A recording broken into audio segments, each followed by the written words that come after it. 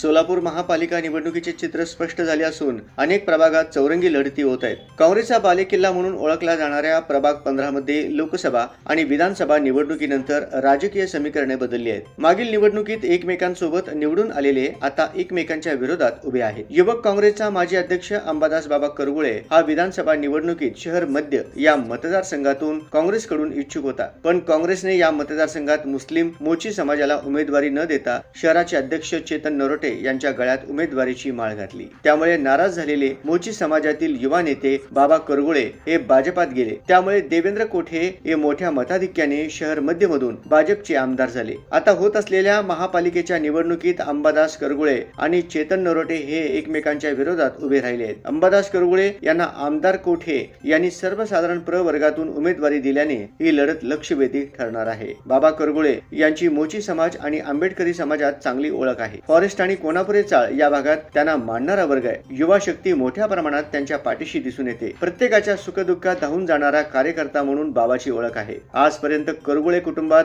महिलेला उमेदवारी गेली, पण भारतीय जनता पार्टीने सर्वसाधारण प्रवर्गातून अंबादास करगुळे यांना उमेदवारी देऊन पहिल्यांदाच या ठिकाणी बाबाला महापालिकेत प्रतिनिधित्व करण्याची संधी उपलब्ध करून दिली आहे। काँग्रेसचा माजी युवक अध्यक्ष आणि आता काँग्रेसचेच विद्यमान शहराध्यक्ष या दोघांमधील प्रभाग 15 मधील लढत अतिशय अटीतटीची आणि लक्षवेधी ठरणार आहे। यामध्ये कोण बाजी मारणार याकडे सर्वांच्या नजरा लागल्या आहेत।